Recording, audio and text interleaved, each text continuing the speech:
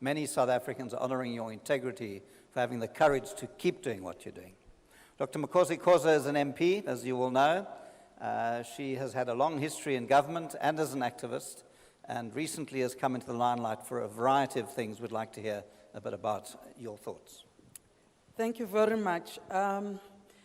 First of all, let me appreciate this opportunity.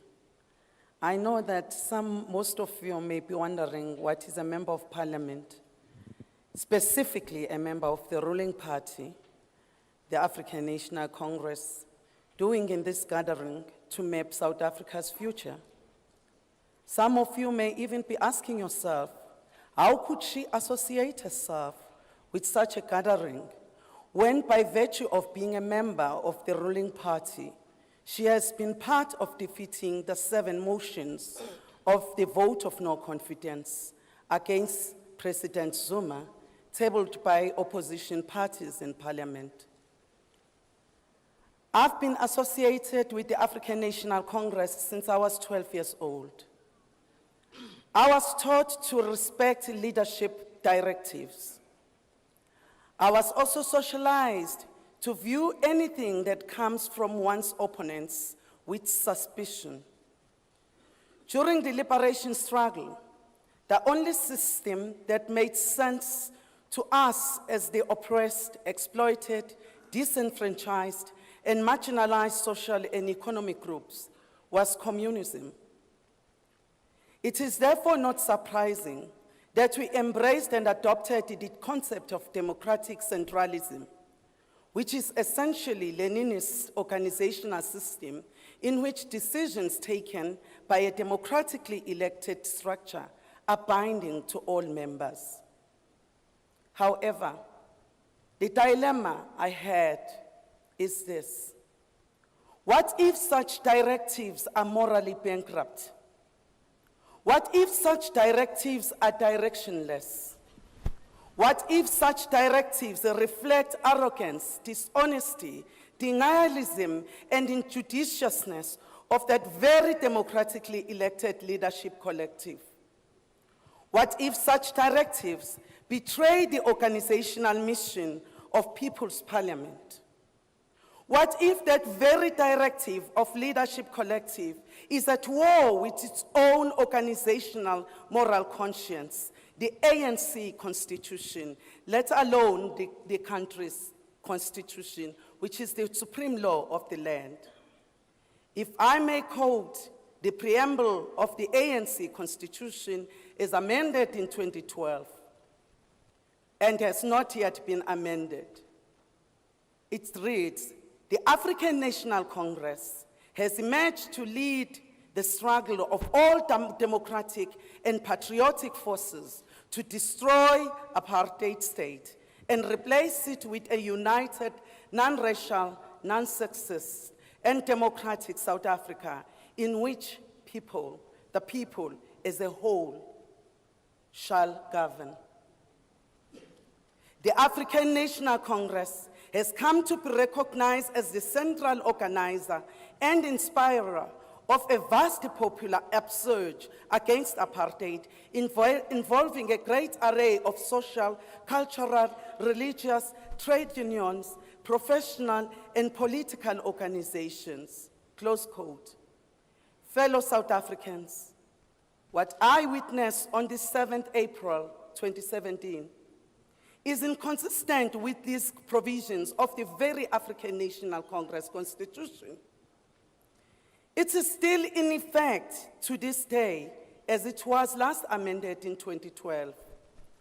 When joining the African National Congress, in terms of Rule 4.17, I committed myself to the following, open quote, "I am joining the African National Congress voluntarily and without motives of personal advantage or personal gain," close quote.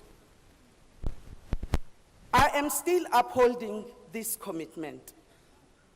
Can this be the same with my leadership collective, specifically my president? I also committed to place my energies and skills at the disposal of the organization and carry out tasks given to me that I will work towards making the ANC an even effective instrument of liberation in the hands of the people. Close quote. This explains why I am here today. I am here because South Africans, the people, are speaking, and I have to listen attentively so that my ANC could be an effective instrument of liberation. Can the ANC be an effective instrument of non-racialism when it is led by a president who has lost legitimacy, credibility, integrity, and honorableness? I am here to defend the ANC mission and not a dishonorable and disgraceful leader. I am here because as an African feminist grounded in Ubuntu philosophy, I find a patriarchal system oppressive. I also find being led by a man who harvests women extremely intolerable. I have been living with this pain for so long. He promised to stay for one term, but he never did. To know that it is not my pain, but the pain of all South Africans, it made me to stand up and speak out. This is a president who appears to promote tribalism.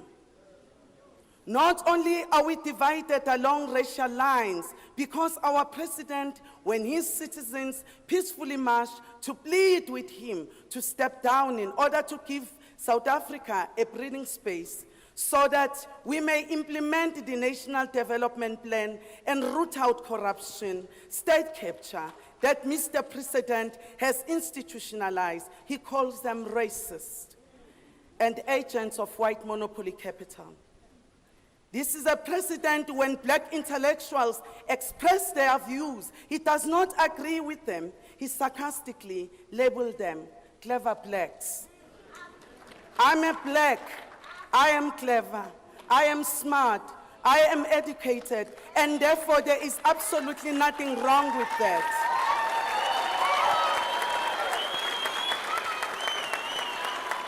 This is a president who has made us feel awkward for being black and smart.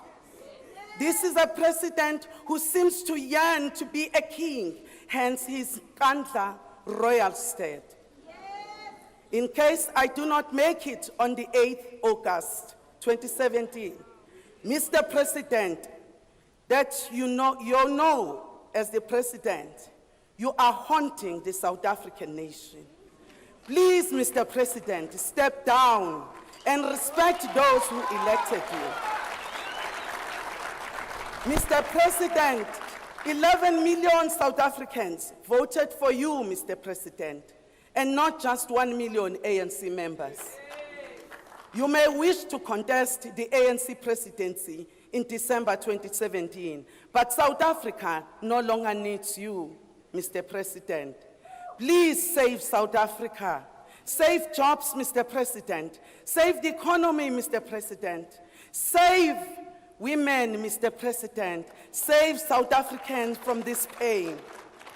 I have witnessed that violence against women has reached intolerable levels.